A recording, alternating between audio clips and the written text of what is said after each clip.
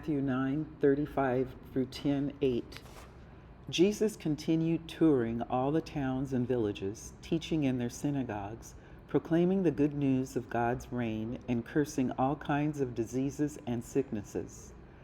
At the sight of the crowds, Jesus' heart was moved with pity because they were distressed and dejected, like sheep without a shepherd. Jesus said to the disciples, "The harvest is bountiful, but the laborers are few. Beg the overseer of the harvest to send laborers out to bring in the crops." Jesus summoned the 12 and gave them authority to expel unclean spirits and heal sickness and diseases of all kinds. These are the names of the 12 apostles. The first were Simon, nicknamed Peter, that is, Rock, and his brother Andrew. Then James, ben Zebedee, and his brother John. Philip and Bartholomew. Thomas, Matthew the tax collector, James ben Alphaeus, Thaddeus, Simon the Zealot, and Judas Iscariot, who betrayed Jesus. These 12 Jesus sent out after giving them the following instructions. Don't visit Gentile regions, and don't enter a Samaritan town. Go instead to the lost sheep of the house of Israel. As you go, make this proclamation: the reign of heaven has drawn near. Heal those who are sick, raise the dead, cure leprosy, expel demons, and receive freely. Now freely give. La palabra de Dios.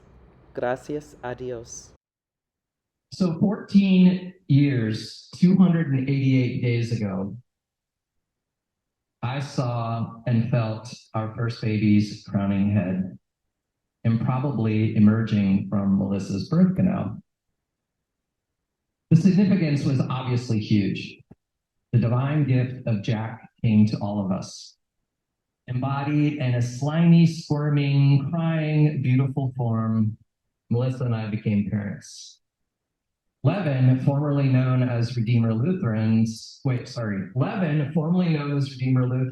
median age dropped precipitously. Thank you, Jack.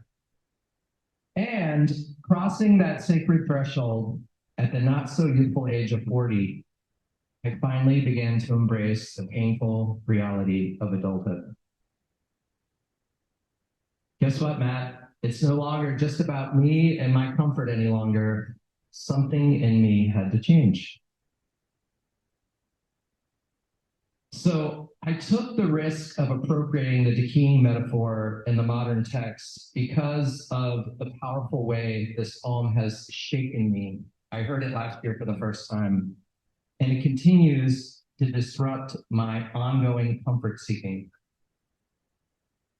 As I understand it, in my white cisgendered Western understanding, the Deacon comes to us from Tibetan Buddhism's understanding of the wild, dangerous, merciful, feminine aspect of the divine.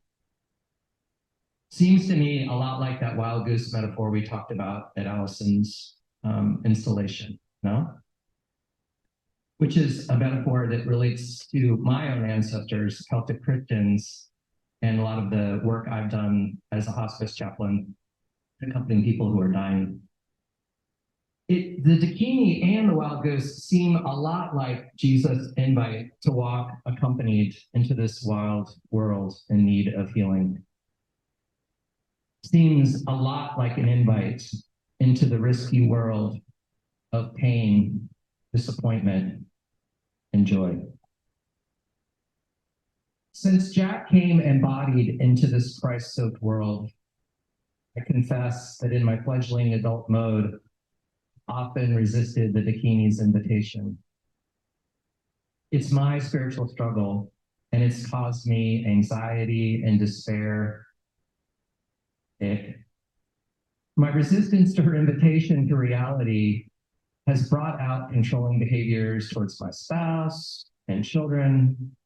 This whole while, I'm trying to avoid discomfort, and I'm seeking the comforts of withdrawal and avoidance of disappointment.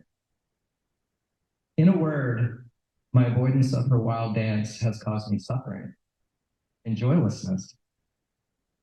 I realized as I was driving in this morning, that's what I really wanted to say. I want my joy back.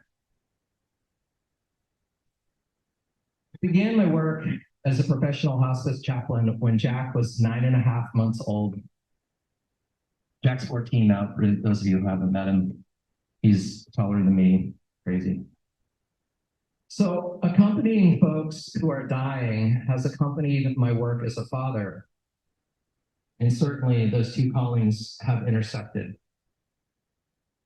For instance, yesterday, I co-facilitated an end-of-life vigil workshop with another chaplain and our volunteer coordinator. While I was driving to the workshop yesterday, I was inspired to think that I want to tell the volunteers there are two realities that I experience continually in my work accompanying people who are dying. There's a hidden wholeness in each of us, waiting to be recognized. And I contrast that to the Western notion that we are broken and need to be fixed, okay? There's a hidden wholeness just waiting to be recognized and amplified and brought out in each of us. And all things that is palpable and real. And accompanying people who are dying is stepping into that flow, into that communion. And I contrast that to the half-truth of separateness that our culture, our dominant culture, white culture espouses, okay? I realize, as I tell you this, that my hidden wholeness has been muted, as has my communion to y'all, and every blessed thing. And everything is blessed. So, as much as I crave that deeper wholeness and communion, and I believe it with my heart and my head, why don't I experience more of that in my everyday experience? Perhaps since my difficult rite of passage into adulthood began 14 years and 288 days ago, with Jack and Bridget as my gracious teachers, I sought magical solutions to the suffering that accompanies the real responsibilities of adulthood. Maybe you relate to some of my magical thinking. If I just read the right book, if I go on the right retreat, if I attend the right workshop, if I join the right prayer group, if I get the right workout going, if I get the right prayer form finally going, if I get the right job, then I'll finally arrive. Anybody familiar with that thinking? The if blank, then joy, or whatever, fill in the blank. Things won't be so damn hard, and I'll be at peace, and finally belong to me and you, and everything will be, bubblegum and puppy dogs, and everything will be easy, right? I think the Deacon has some other ideas about that. Okay, as a parent, how did I get here? How do I parent? What hidden narratives and experiences are shaping my worldview, my resistance to the king, to the wild goose, to Jesus? Last summer, my father showed me some letters his grandfather mailed him from the front lines of Cuba and the Philippine Islands during the Spanish-American War. My great-grandfather served with Teddy Roosevelt's Rough Riders, which, if you grow up in our culture and you're white like me, it's supposed to be super cool.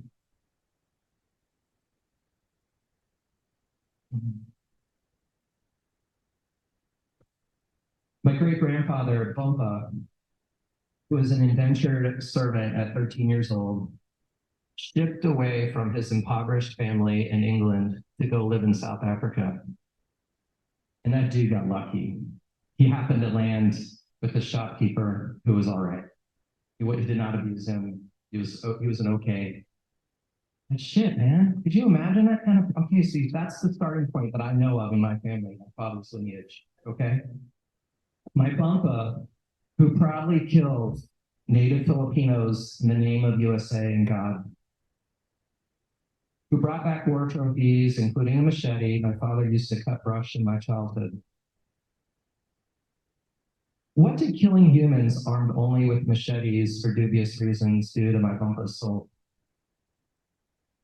Well, I don't know the answer to that. But I did know his son briefly, my Bumpy, my grandfather. He was quiet, solitary, nearly invisible, joining the Catholic Church for my French Canadian grandmother, and was really dutiful to his family. Dutiful. That's a word in the family. Bumpy simply seemed to want peace after a long day in the factory. And I know he emigrated to the US from South Africa because he wanted economic opportunity for his future children. He had two, my father and my aunt. He died at 7 years old, and we lived overseas for those 5 years where I was alive and he was alive. So I didn't know him real well. I have some vague memories. Went back and visited him when he had cancer. Bumpy was nearly invisible to my father when I asked my father what he was like.